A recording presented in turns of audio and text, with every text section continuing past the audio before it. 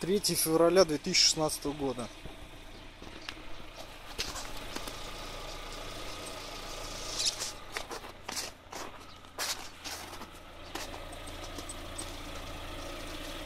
Какие тут посвистывания.